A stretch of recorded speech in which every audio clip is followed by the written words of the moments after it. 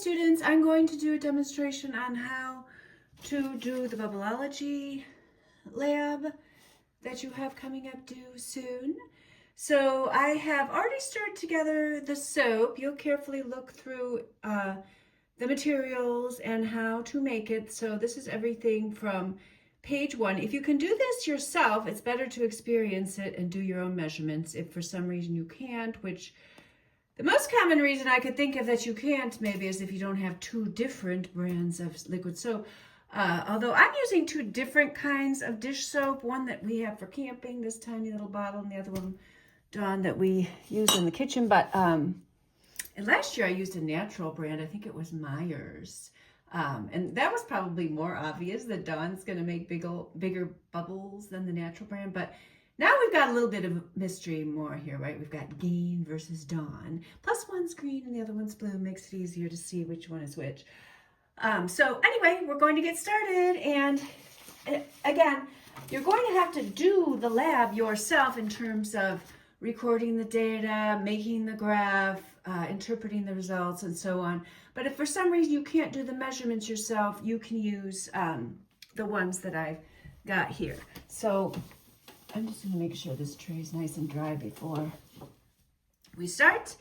And so I've already done, just to save some time here, number 1, make some soap solution. So we're ready for step 2 of the procedure. Pour some of soap solution A on the surface you are using and use your hand to wet a large area.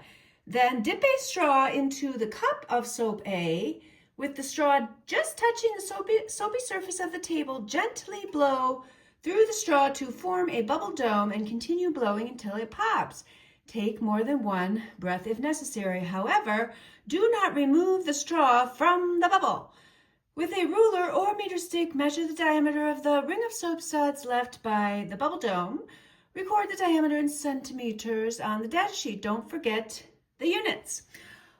Okay, it'd be easier if you had someone to help you. I don't have a helper, so I will show you how it is possible to do it by yourself. But, you know, if you happen to have somebody to help you, that would make it easier because you're going to be measuring without moving the straw. So we'll see if I'm going to be able to accomplish that today. It's yet to be seen. Okay, so here's soap solution A, which is the Gain. So last year when I did this for the students, the 8th graders, I did it just on my table because it says board on the table, but then of course some of it ended up like dripping off onto the floor. So this year I'm going to try the cookie sheet and see how that goes. But you know, you can do it however it works for you. And yep, just checking to see if you can see it. Yep, you can. Okay, so dip it into the solution first. Then gently blow through the straw to form a bubble dome. What? Mine popped. Gosh, last year it was easier to see the place where it popped. I can just barely see it. I don't know if you can see it in the video. I feel like sometimes it's easier to see than others, probably depending on how big it was to start. So I've got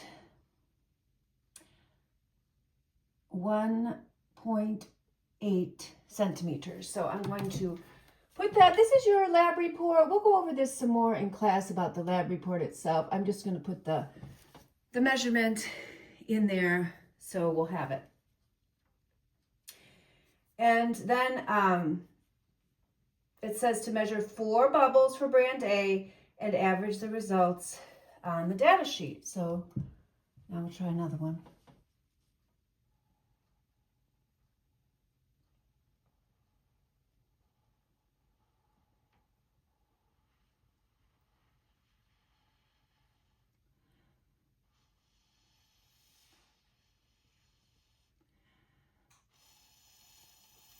Woo, that one was way bigger. Yeah, it is easier to see it. You can see the bubbles all the way around. Yeah, and I don't know if you heard, but I took several breaths in there. So that one's 9.5 centimeters. And these aren't perfectly round. So, you know, diameter we usually is, you know, it's a circle, so it's usually, and this one was not actually perfectly round. It's pretty round, but just, you know, do it in the middle if it's not perfectly round.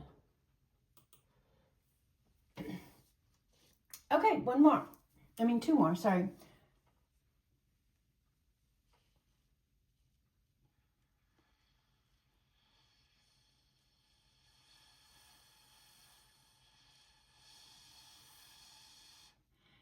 Oh, I couldn't even get a bubble there.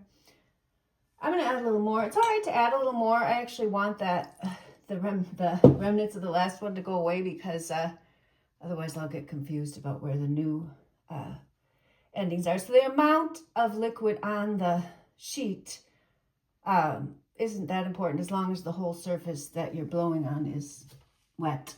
And oh, I know what I should do is dip it again. Remember how it said to dip? Yeah, because that makes it just makes it easier to make the bubble with this, having some liquid on the straw. So remember to dip it into the soap each time. I think that's why I didn't get it the last time.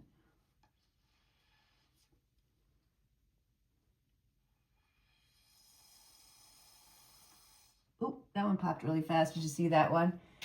All right, so that one is 4.1 centimeters. We'll write that down. 4.1 centimeters.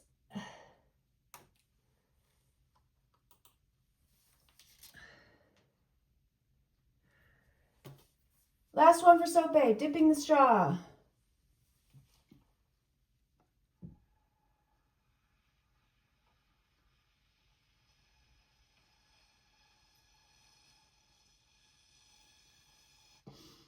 Woo! That's a big one. I don't think it was as big as the second one, though. The second one was our biggest one. That one is 8 centimeters even. All right, so now we're done. We're going to average it out later. Just trying to have this video not be too long because I'm going to show it to you in class. So we're going to rinse off the surface. Hopefully you can still hear me. I'm over here at the sink. I'm rinsing off the tray. And then I'm going to totally dry it. It says to use paper towels, but I'm just using a regular towel because I know my towel is clean and everything will be fine. I just don't like to use up my paper towels because then I have to buy more. And I'm kind of running low. Okay, so anyway, now we're going to do Soap B, which is the Dawn.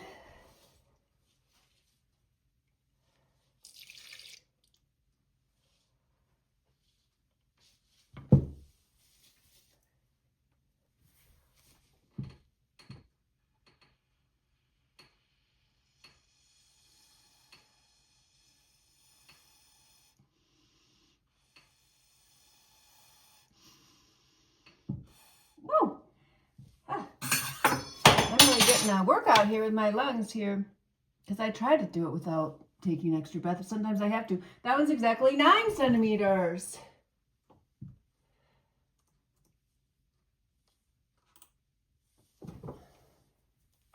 Dipping my straw again.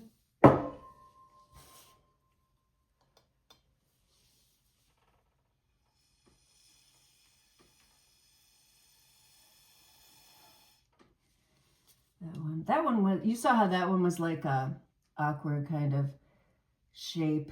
Let's see, that one's 6.9 centimeters. It had like a small part and a big part.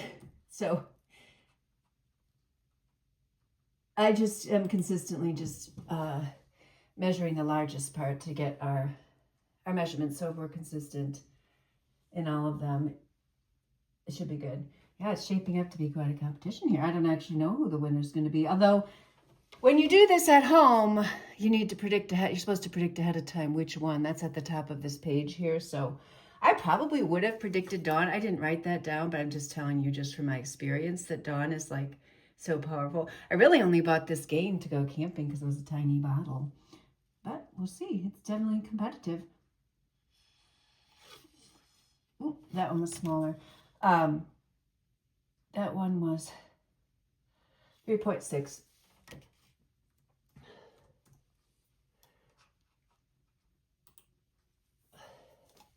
Last one. Oh, I gotta dip it. Too bad you guys aren't here. I was gonna do it live maybe, and then you would have told me, dip the straw, Ms. Mitchell.